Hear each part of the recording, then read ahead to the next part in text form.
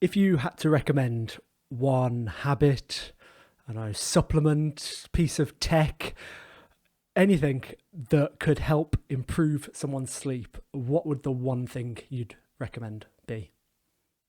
It's very different. Sleep is a really complex thing. It's about lots of things coming together, all in the right kind of ballpark. Nothing needs to be perfect. Everything just needs to be in the right ballpark, to then allow your body to fall asleep or your brain to fall asleep. So it's really hard to kind of pin it on one thing. I can give you a few things that I think make a big difference. That's not the answer I want, But Aidan. It's not the answer. there is no single one thing. Now there might be a particular person who is doing something that's really bad for the sleep, inhibiting the sleep, and they might have that one thing that if they change, it'll fix their sleep. But there isn't one kind of global universal thing. But I can give you a few of the kind of common things that I think can make a difference for a lot of people. So in terms of habit, I think the main ones that I would suggest in terms of really kind of improving your sleep quality are two habits that can really kind of help to anchor your circadian rhythm. And one is making sure you wake up at the same time every morning, even on weekends, even on days off. That will really give your body and brain that same consistent message that this is when I go to sleep, this is when I wake up. That's a really, really important one. And the second one is kind of very closely linked to it. The second habit would be getting outside as soon as you can in the morning to get natural daylight. Even on a cloudy day, the amount of light we get through the clouds is far, far in excess of anything that we can kind of generate indoors, and is also a much more natural kind of spectrum of light rather than kind of focused in certain frequencies. So in terms of a habit, I think you can even stack those two things together. Getting up at the same time and getting outside. That's one of the James Clear's Atomic Habits. Is it James Clear? Or is it a BJ Fogg one? I can't remember. But stacking habits together, so you do two at the same time to kind of two for one kind of thing. So in terms of habit, I think that's what I would say. Supplements you mentioned, honestly, there just isn't. Supplements, there's a whole host of supplements that have a little bit of evidence that maybe they can help a little bit, but the scientific data is far from robust. There isn't anything to suggest that one's better than another, and if you're having sleep problems, they're really not the answer to sleep difficulties. If you are, if your sleep is good and you want it to get that extra kind of 5%, I hesitate to say the word perfect because there is no perfect sleep. There's no such thing as perfect sleep, and actually, perfectionism is the enemy of sleep. But if you wanted to improve your sleep an extra 5%, even then, supplements are not the answer for that. There's lots of other things that you can be doing that will make a bigger difference than supplements. So habits, yes, important. Supplements, no. It's funny because people swear by supplements, don't they? I've got friends, people on the internet that are like, that placebo. There's a very strong placebo effect. The placebo effect is an incredible thing. People have had surgery without a general anaesthetic through the placebo effect. People have healed stomach ulcers through the placebo effect. It's a really, really genuine and fascinating thing, really, the placebo effect. And I'm sure that I'm not saying that supplements have zero effect on sleep, but not a significant enough one for us to be recommending them. Right. The people who swear by them almost certainly are experiencing the placebo effect, Or selling them. If that's working for them and they can afford, it's not a massive kind of financial outlay, fine. I'm not against it. If it works for you and you're happy doing it and it's not doing you any harm, then okay, I think that's fine. but I'm certainly not going to be recommending them to anyone. Yeah. Don't really think there's any place for that. I wouldn't class melatonin as a supplement, by the way. I would class that as a drug, and that has a place in very specific situations. But supplements that you can buy over the counter, at least in this country, you can't buy melatonin over the counter in this country. I think really don't really have a place, to be honest. Nice one. And tech, you were going to say, sorry. Tech, yeah, tech. So, does tech have a place in sleep? I think it can. There are, one of the things that we need in order for us to be able to fall asleep is for our brain to be in that ready state, in that calm and relaxed state, ready to fall asleep. If our brain is whirring at 100 miles an hour and we're thinking about the stresses of the day that's gone by, or we're worrying about what's happening tomorrow, that's going to inhibit sleep. We're going to find it difficult to fall asleep. And there's plenty of tech that can help with that. Apps that will, mindfulness, meditation, yoga nidra, those sorts of things that can really kind of help us to calm down and get our brain and body in the right state to fall asleep. There's also apps that deliver something called CBTI, cognitive behavioral therapy for insomnia, which is a really well evidence-based, really scientifically robust treatment. Works for about 80% of people with chronic insomnia. Oh, wow. And it essentially cures their insomnia. They have remission from it that lasts years. So, and you can get that. There's several apps that deliver that in an online digital format. So that's where tech can be helpful for sleep. Tech is here to stay. I think that people who are still rabbiting the same old thing of leaving your phone outside your bedroom, or even some people even say you're not allowed it upstairs in the house. They're living in cloud cuckoo land. That's not how the world works these days. And actually, there can be some people who tech is detrimental to the sleep, but there are also lots of people who use tech in a beneficial way for their sleep. So it's more about how you use it than the tech itself. So yeah, apps for that sort of a thing, I think can be really helpful. In terms of products, I would say the thing that I recommend everybody has is something that makes your bedroom pitch black. So whether that be blackout blinds, which and there's blackout blinds of different levels of quality. A lot of companies will claim that they're selling blackout blinds, but they don't really shut out. They don't form a good seal around the window, and they let a fair bit of light in. But getting your bedroom pitch black is important. And for me, I use a sleep mask. I use an eye mask every night, and I recommend people do that. I think it's it can take a little bit of getting used to. Some people don't like it for the first kind of few nights, but once you get used to it, and I was the same. I felt like there was something stuck to me, but now I almost can't sleep without it, which also isn't particularly healthy. But it's not something that I need to be without. I can take it with me wherever I go, and now it just feels like a nice warm hug on my face when I go to sleep, and it keeps it nice pitch black.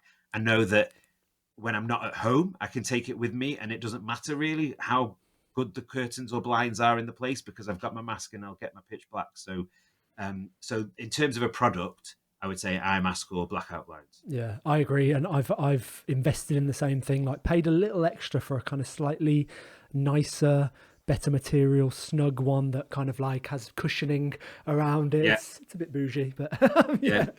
Which one did you get? I can't remember the name of it. I want to say like Manta. I don't know. Yeah, that's what I've got. Like that? Yeah.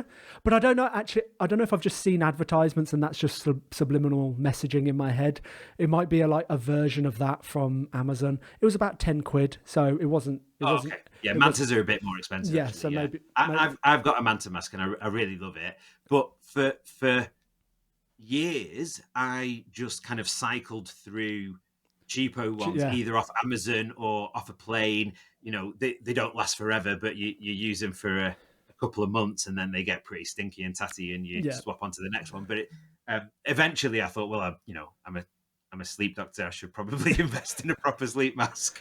But game changer, and for something that's so cheap, it definitely makes such a huge difference having complete And darkness. we know this, that the science is there. Right. We know that having a pitch black room will increase the amount of deep sleep you get. You get deeper sleep. Even a little bit of ambient light will reduce the depth of your sleep, will reduce the quality of your sleep, basically. So yeah, that's a pretty robust science-backed tip there. Yeah. I notice it when I go and stay at my dad's, who kind of lives out in the quiet village in the countryside.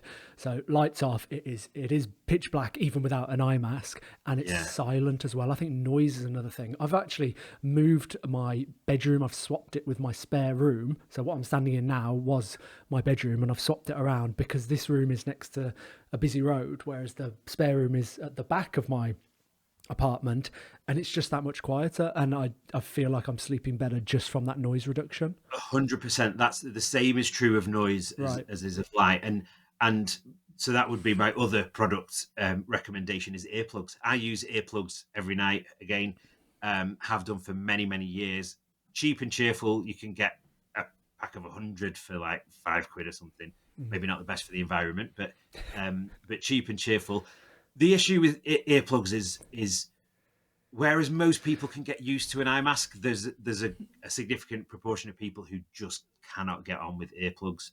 And if that's you, then it's better you don't use them. You don't want to be going to bed with something that's making you uncomfortable. That's going to have a worse impact than blocking out the noise will improve things. So, but if you find those soft earplugs comfortable, then yeah, they're a win-win. Interesting. I bought a pair of earplugs, but then I just never got into the habit of using them because, and this is going to link nicely to our next topic, because I fall asleep watching something on my laptop. This is my dirty, shameful secret that I didn't want to tell anyone, that I watch kind of The Office or Friends or something like that in bed. And the reason like other people that maybe didn't want to do this or were afraid of watching a screen in bed was because of all this messaging we've had around blue light and how it affects sleep. This seems to be the kind of a big turnaround in the sleep discussion, is this link between blue light and sleep.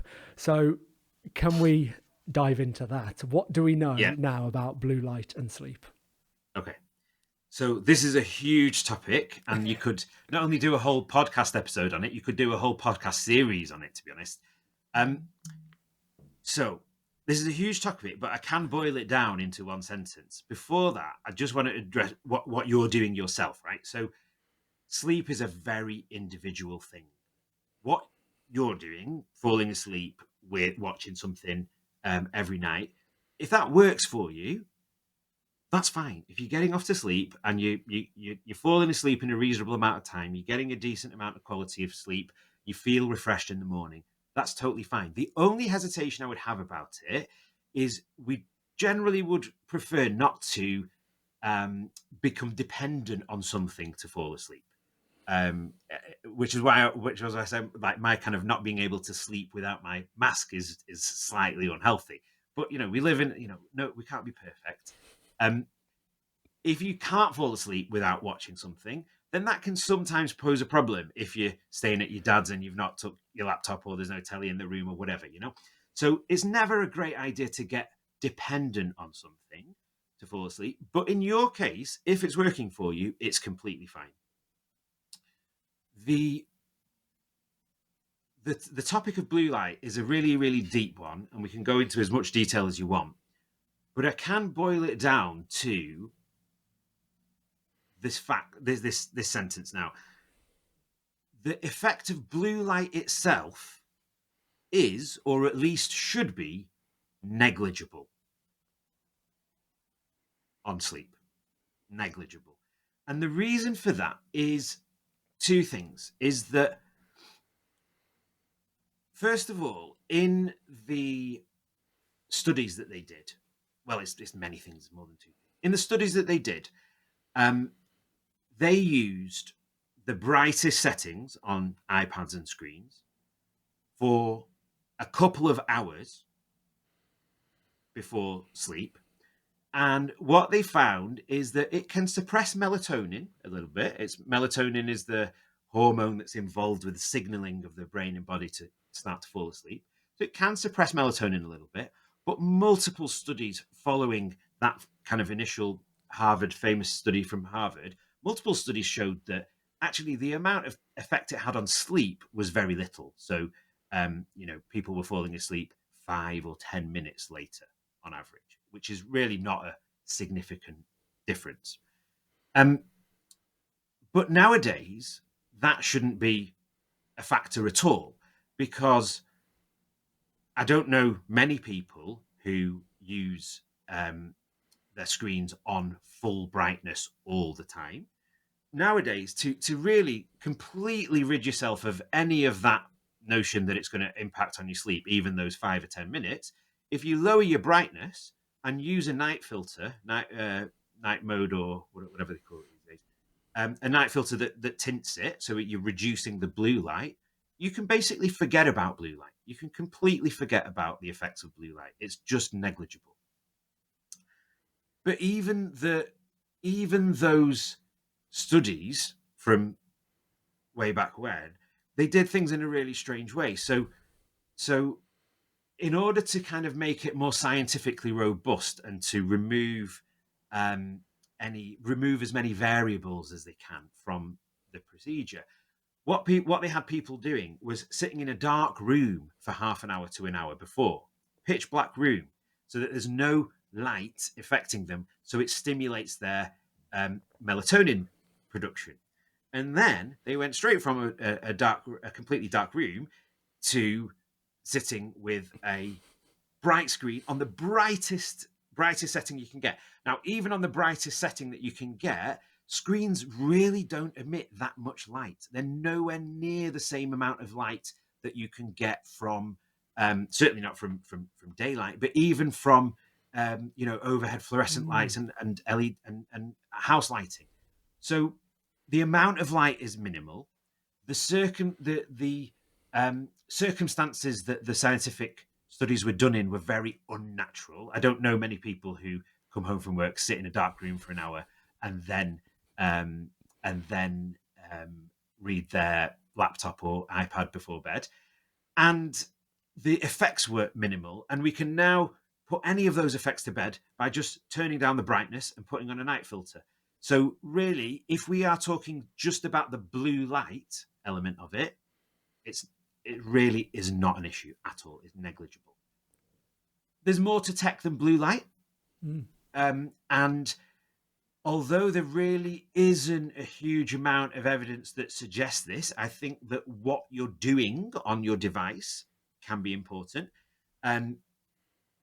Certainly, there's a difference between using your device to do some meditation before bedtime versus doom scrolling through social media and getting frustrated and jealous about how perfect everybody else's life is and how horrible yours is.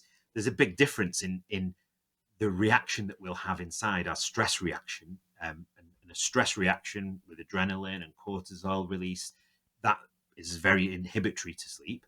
But there isn't actually really robust scientific evidence to show that makes a difference. And in fact, there is some evidence that shows kind of the reverse. There's the guy who's kind of really leading this in the world, who's probably I would say now the leading authority on blue light in the world, is an Australian sleep researcher called Michael Gradisar. And he did, him and his team did, this is going back probably 10 years now, a series of studies looking at teenagers and adolescents and allowing them to play on their video games late into the night and watch scary movies late into the night. And actually, the impact that those things had, so these should be really kind of stimulating activities, the impact that those things had on them falling asleep was really tiny, was really minimal. So, but I don't think we can discount the content completely. So what you are doing, I think, does matter to it to an extent, definitely. But probably, well, almost definitely, the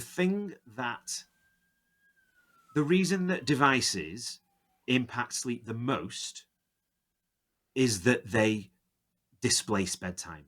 When people are on their devices, they end up trying to go to sleep later. It's just a timing thing. It's a distraction thing. People who scroll a lot on their devices statistically go to bed later, or will try to go to bed or turn out the lights later. And so it's something that we just need to be aware of. There's nothing magical or evil about the devices themselves. We just need to have some awareness about how we're using them and use them in a sensible fashion. Yeah. And I've felt that in myself when I'm kind of scrolling through Instagram reels or something. And, you know, my algorithm is very dog videos, pranks, you know, these kind of funny things that are funny. They're not stressful. But at the same time, it's hard to drag myself away from them. Like there's definitely kind of a bit of an addictive nature, and it'll kind of get to 9 o'clock, 9:30. And I think I could carry on scrolling, but actually I can feel a little bit of sleepiness. So why not just go to bed? And I guess it's just getting in that habit, isn't it? And like a little bit of discipline to go, right, I am just going to drag myself away. I'm not that tired. I feel like I could stay up for another half an hour, but actually why not just get into bed and see if I can fall asleep? Yeah. You know? That's exactly it. It's, you know, these devices are designed to be addictive. They spend millions, billions every year on developing their algorithms to be as addictive as possible to keep people scrolling. So just having that awareness that if it's kind of approaching bedtime and you're gonna start scrolling, maybe set yourself an arbitrary deadline. You know, I'll watch 5 cat videos, or I'll give myself 10 minutes or whatever. Set a little alarm. But if you do it with an intent, if you start with an intent, give yourself a kind of reasonable amount of time. I'm not saying don't do these things. This is part of life now, and I love cat videos just as much as the next guy. But just do it. Having some awareness of what you're doing, I think, is the main thing. Yeah. And it's funny that you mentioned the teenagers and Michael Gradisar's research and the video games, because I'm partial to a bit of Call of Duty every so often, only like once a week, even less sometimes. I'll play with one of my good friends, and it's just like, it's our excuse to catch up, basically. You know, we wouldn't be on the phone for an hour and a half, but we will play Call of Duty for an hour and a half and just talk about nonsense, but also like, you know, kind of share what we're going through, like have a bit of buddy time. But no, sometimes sorry, I was just going to say that it's like sometimes I'll play that and, you know, like I'm shooting the bad guys and shouting, and then I'll get into bed and I'll fall asleep within 10 minutes. Like it just hasn't had an effect. But then other times I will struggle to fall asleep. It just feels, I think some of this is just random. Like it feels just a bit random. Like I've done the same thing during the day, and one night I just won't be able to fall asleep, and another night I'll be out like as soon as my head hits the pillow. There's a lot of randomness out there in the world. A lot of randomness going on that we can't explain. But and you know, video games.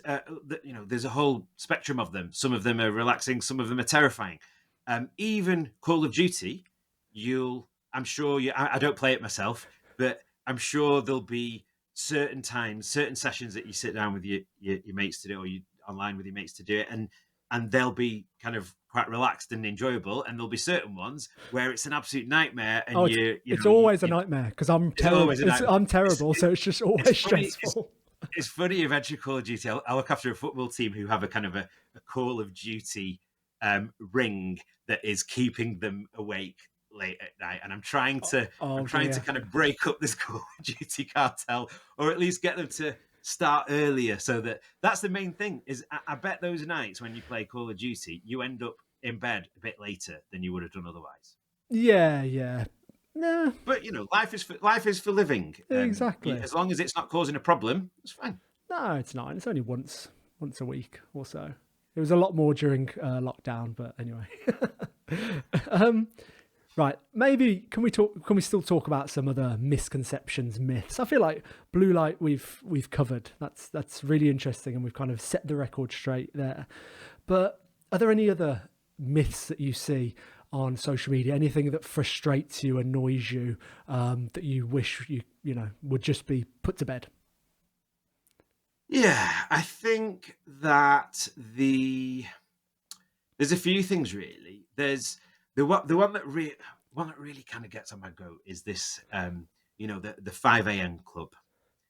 The 5 a.m. club. This kind of notion that anybody can achieve anything if they get up earlier and Have a cold seize the day. shower and Yeah. And it's just not true. It just isn't true. And my issue with it is that it's actively harmful for a set of people. So we don't all have the same preference for when we go to sleep and wake up. And this is set by our biology. It's genetic largely. And so we have, we call it our chronotype. So some people are an early chronotype. They like to wake up early, the 5 a.m., 5 or 6 a.m. club. They like to wake up early and they like to go to bed early. And we call those morning larks. And some people are the opposite end of the spectrum. They're the night owls. They like to go to bed late, maybe 1 a.m., 2 a.m. even, and they prefer to get up at 9 or 10 a.m. And that's not laziness. That's their genetic profile. That's their biology that programs them that way. And to tell the whole world that anybody can get up at 5 a.m. and make themselves, better themselves by doing that is actually harmful to people with a later chronotype. And, most people sit somewhere in the middle. Most people have a kind of average middle chronotype where maybe you go to bed at 11 and get up at 7, something like that. But even those people, if you're sleeping out of sync with your body's circadian rhythm, it will impact the quality of your sleep and you will get less sleep.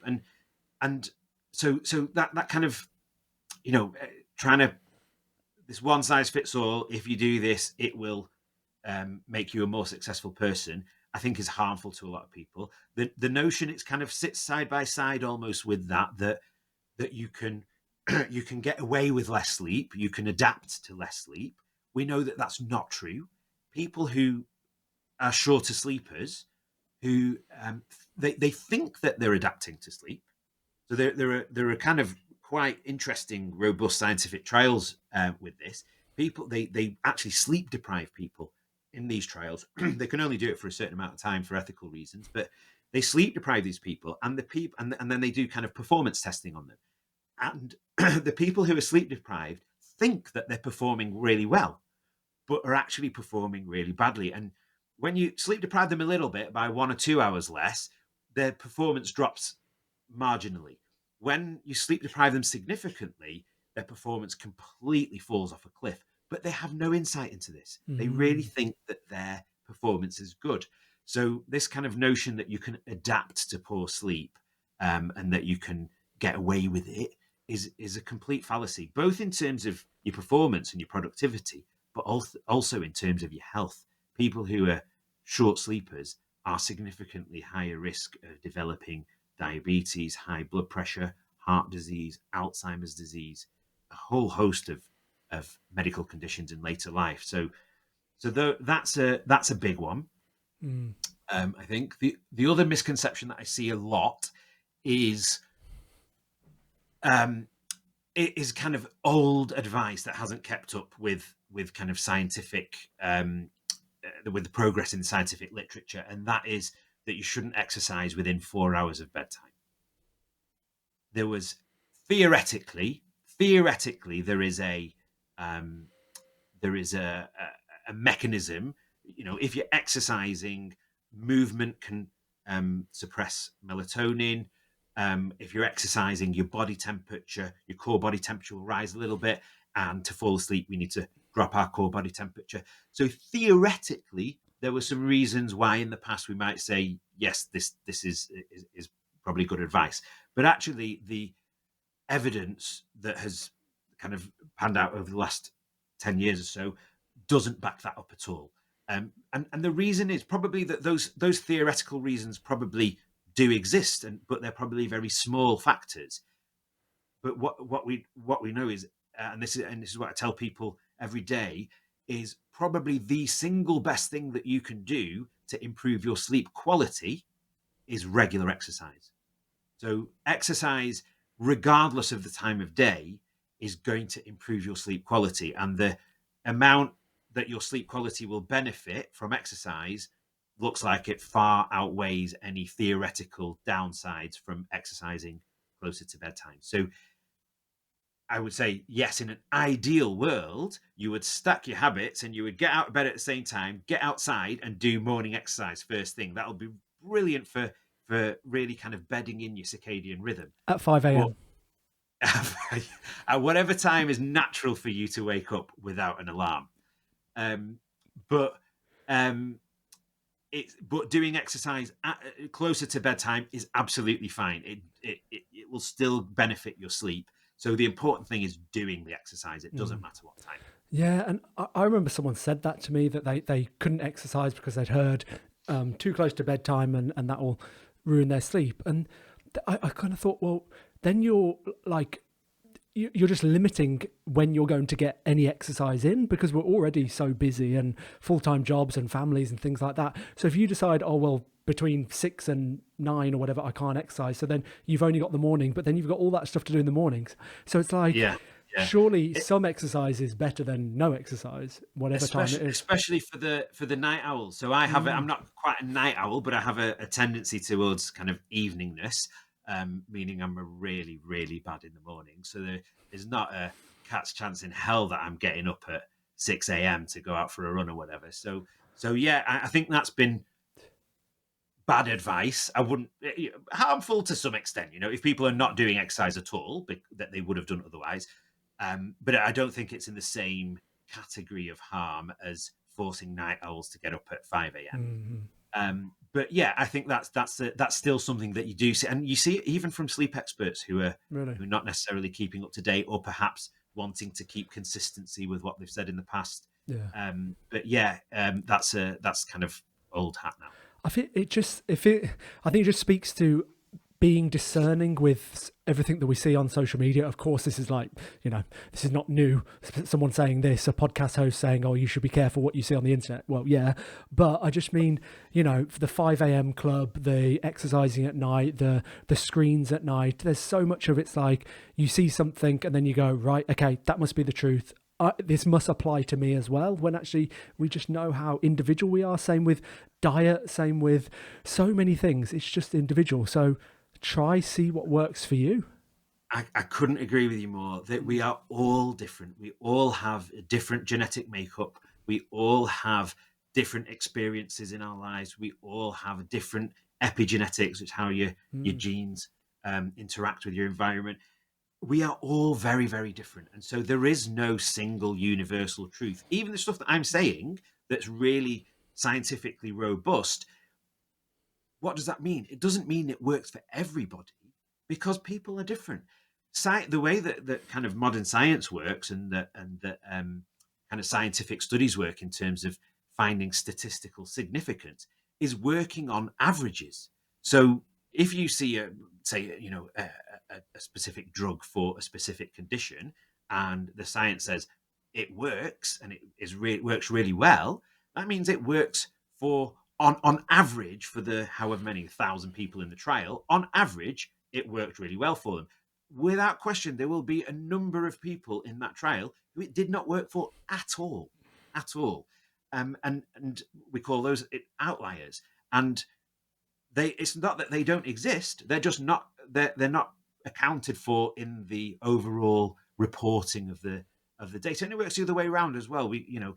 Drugs that don't work for a specific condition, and this isn't limited to drugs. This could be limited to, let's take the exercise thing that I just said.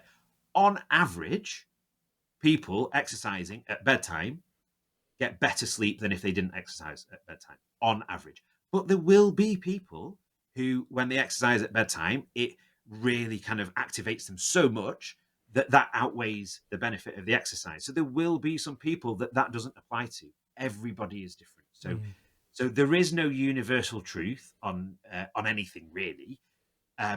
Social media is very good at rabbiting kind of headlines, and we have to take them all with a pinch of salt. They don't, the nuances is almost never explored on social media, and there always is nuance, and not everybody will fit that pattern. There's a huge amount of individual variation out there, particularly with sleep. Sleep is one of those things that really is very variable from person to person. Can we talk about sleep and mental health? There must be a complicated link between sleep and mental health, like the cause correlation. I don't know what's kind of causing what started first. What do we know about the link between sleep and mental health? So there's a lot that we don't know still, but what we do know is that it's very much a two-way street.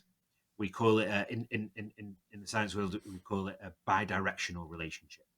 So we know that poor sleep can lead to poor mental health, and we know that poor mental health causes poor sleep.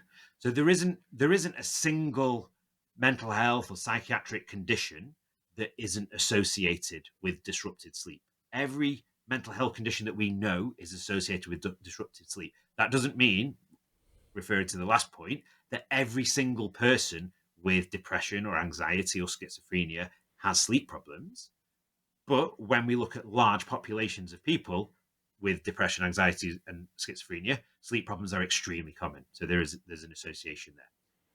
But we also know that people with insomnia, with sleep difficulties, who don't have mental health problems, are at much greater risk of developing mental health problems. So it's really this kind of two-way street that very often becomes a vicious cycle. So regardless of which started first, it's a bit of a chicken and egg situation. And sometimes people are clear. They say, yeah, I've had sleep problems for 2 years, and it's in the last year or so that I've felt depressed. And you can see that the sleep problem started, or vice versa.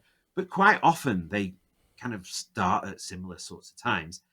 And it can become this really kind of horrible vicious cycle where the worse they sleep, the worse their mental health is, and the worse their mental health is, the worse they sleep, and it goes round and round and snowballs. And so they're very, very much interlinked. They're really inextricable part and parcel of the same kind of condition almost. But the thing that's and there's a real building body of evidence now to kind of suggest this. The kind of positive thing about it is that it works both ways.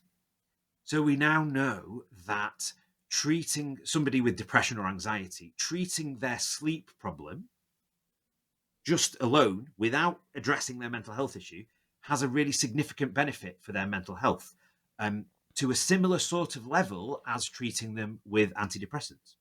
So it works two ways in both directions. And this is something that is really kind of part of our mission at the Sleep Project, is to raise the profile of sleep and of sleep interventions in the public, but also in medical circles, in healthcare circles, because for a long time there are very few people trained to deal properly with sleep problems in this country, and the reason for that is, for a long time the medical world has kind of ignored sleep, really, because for decades we thought that nothing much happened during sleep, that it was a time when the brain kind of shut down, everything kind of switched off, and we just kind of rested and regenerated, ready for the next day. So it was really kind of ignored for decades. It was only in the kind of 50s, 60s that, particularly when we discovered REM sleep, that scientists started to think, there's actually something going on here, and there's loads going. That kind of description of sleep being something where we shut down and nothing happens could not be further from the truth. There is loads going on in our brain and body when we're asleep. And in fact, the brain waves during REM sleep are almost indistinguishable from our brain waves when we're awake. Our brains are incredibly active during this time. And so the study of sleep has started much later than the study of other things. So, in medicine, there's obviously there's always things to learn and there's always research, but we know so much. There's very little left to know about how the kidney works and how the heart works and how the liver works. But actually, we're only just starting to scratch the surface of how sleep works. And so it's a really exciting time in sleep science, but we're starting from a a much further point back than most other healthcare specialties. So that's part of our mission, really, is to educate the healthcare world as well about the impact of sleep problems, but also the fact that we can do something about it. We're out of the dark ages now. For decades, doctors have felt that the only thing that they can do for sleep problems is prescribe sleeping tablets, which is a really unsatisfactory thing. They don't work very well. They don't give us natural sleep, and they can be addictive. And now there are a number of treatments for sleep problems, both medication, pharmaceutical wise, and non-medication treatments like cognitive behavioral therapy, CBTI, for insomnia, which is completely different from cognitive behavioral therapy for depression and anxiety. It's very much its own thing. It's a completely different kettle of fish. There are lots of really, really effective treatments for sleep problems. And we now know that treating the sleep problem alone will have a really significant impact on somebody's mental health. So we need to get that message out there. And the government and NHS England, Department of Health, need to make these treatments available, because we know that mental health is horribly underfunded and under-resourced. So there are really kind of effective treatments that can help people. So that's part of our mission at the Sleep Project, to kind of break down some of those barriers. And then how is that approached? Because by you and others, I'm thinking, someone might be listening that is struggling at the moment. Maybe they're feeling anxious. Maybe they're, going through a low period, and they know they're not sleeping well, and they want to address it. But then that's another thing for them to think about. That's another worry to have. That's another, I need to exercise more, and I should be eating healthily, and I should be meditating, and I need to improve my sleep. So it's like another thing, isn't it? But as you said, we know that improving sleep could have this knock-on effect. But how do you approach it without overwhelming someone? Yeah, so it's about education. It's about convincing them, I think, because you're right. We're bombarded from all angles about all the things that we should be doing, but we say that we don't class sleep as one of the pillars of health. Most people that you speak to in the kind of lifestyle and healthcare will class sleep as one of the pillars of health, alongside good nutrition and exercise and so forth. And we don't class it as one of the pillars of health. We class it as the foundation upon which the pillars of health are built. Without sleep, everything goes out the window. If you're not sleeping, your mental health is much worse. But we also know that people who are not sleeping well are much less likely to exercise. We also know that people who are not sleeping well are much less likely to eat healthily and reach for junk foods and snack foods and put on weight. So poor sleep is associated with obesity, and improving your sleep helps you to lose weight. So it's about really kind of convincing them that good sleep is the foundation upon which all those things are built. So if you address your sleep properly, those things will start to fall into place, and you will start to have then more motivation to go out and do your exercise.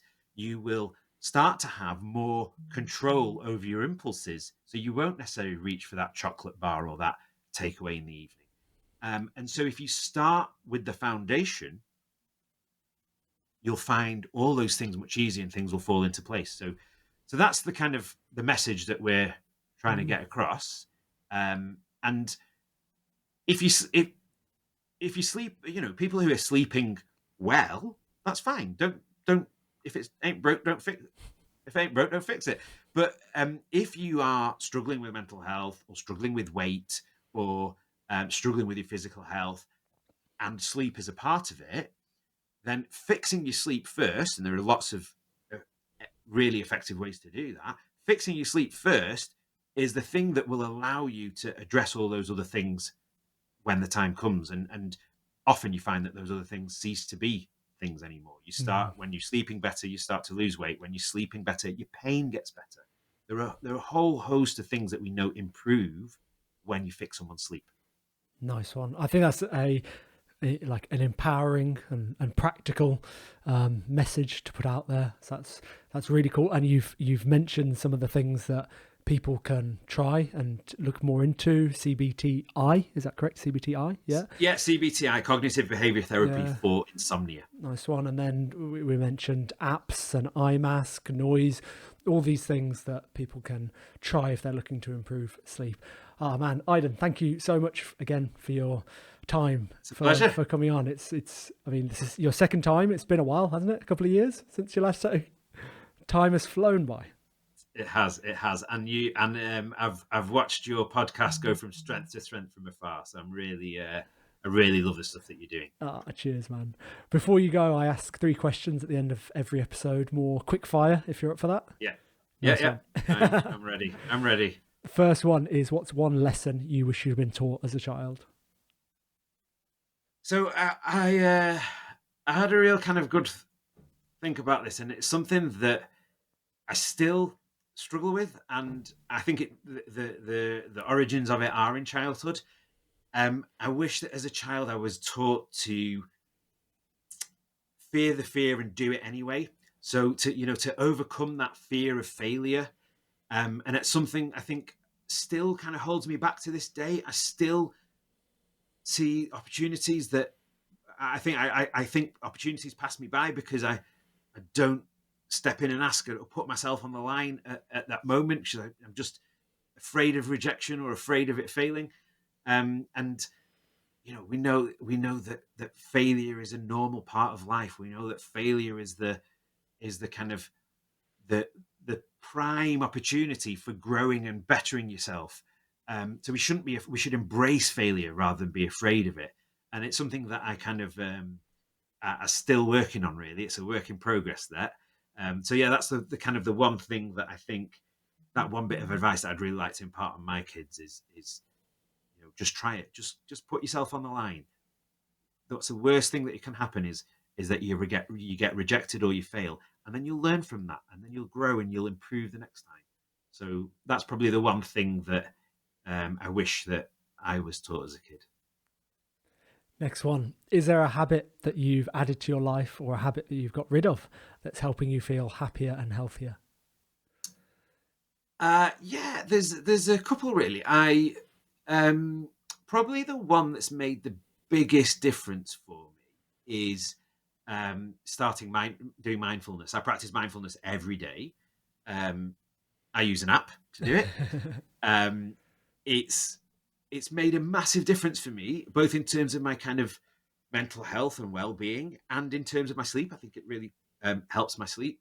I do it before I go to bed, and it's not necessarily the advice of mindfulness practitioners, but for me, it's really helpful before bed.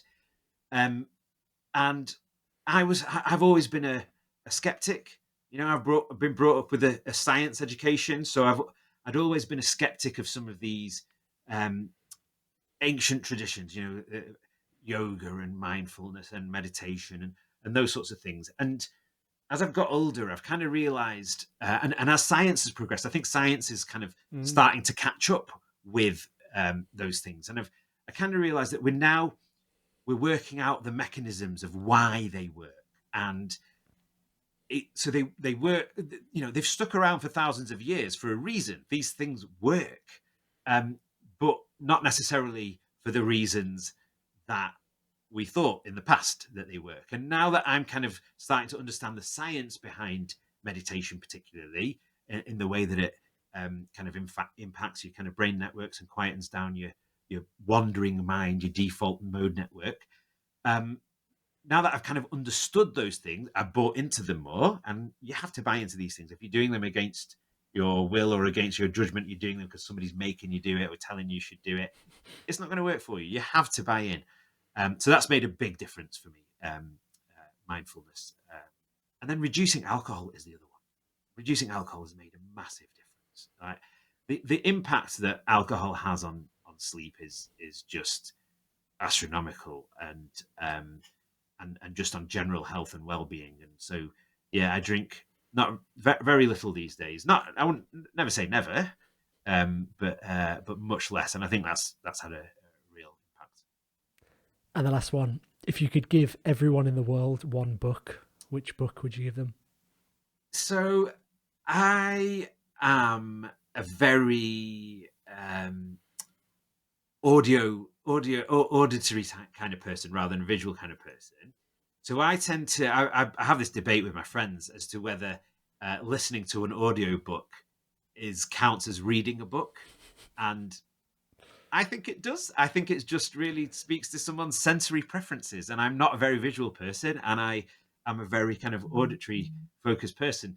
So if that counts as reading a book, We'll then let it count. the book that I think in this kind of, one of the main problems with sleep in this modern world is this kind of always on culture, the fact that we're always accessible. Emails are in our pockets and in our beds most of the time. We're checking work emails before we go to bed, and we're constantly on the go. We're constantly doing stuff. We're constantly obsessed with productivity. And a book that I kind of read recently that really turned all of that on its head for me, and I think that would be a really good one for society to adopt, is 4,000 Weeks by Oliver Burkeman.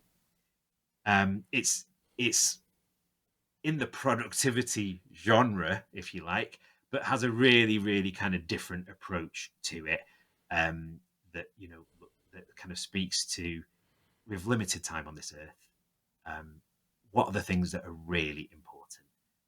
Do we really need to be checking our emails 10 times a day, 100 times a day? And so I think that's something that as a society we need to push back on, really.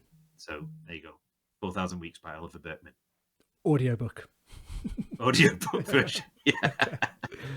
Nice Who knows what the written book version, it could say anything, couldn't it? Yeah. I wouldn't know. So I think stick to the audiobook. I feel like a non-fiction audiobook is okay, but I feel like a fiction book you need to read, but I don't know if that's just me. Maybe that's just me. I've never been into fiction. No, same. As you were talking, I was thinking, so like, I'd much rather learn something new. And I know that that's very short-sighted. I know you can learn lots from fiction, but I've always had that, learn something new mindset, increase your kind of knowledge base kind of thing. So autobiographies and non-fiction has always been my thing. So but yeah, I get where you're coming from, though. I think part of with fiction, you want to have the time to kind of create those characters and those scenes yourself, don't you? So I get that. Yeah. There we go. Right, where can people connect with you and find out more about the Sleep Project and the work that you're doing and work with you and all that good stuff? Yeah, so our website is www.thesleepproject.life, and we have all sorts. We cater for all levels of sleep problems, so all ages, from babies through to older people. We cater for all ages, children, adolescents, and everything in between. We cater for all types of sleeping problems, so kids who are not sleeping, nightmares, adults with insomnia, people who are sleeping okay but want to improve their sleep or optimize their sleep for physical activity or high-level executives, the whole lot we do. So that's over on our website, www.thesleepproject.life. But you can find us on LinkedIn, you can find us on Instagram. We're just about to launch our TikTok channel. 2025 needs a must. So those are the main places that we're at. Awesome. Right. Thank you so much again, Eidn. And until next time, round 3. Thanks for having me. Been a pleasure.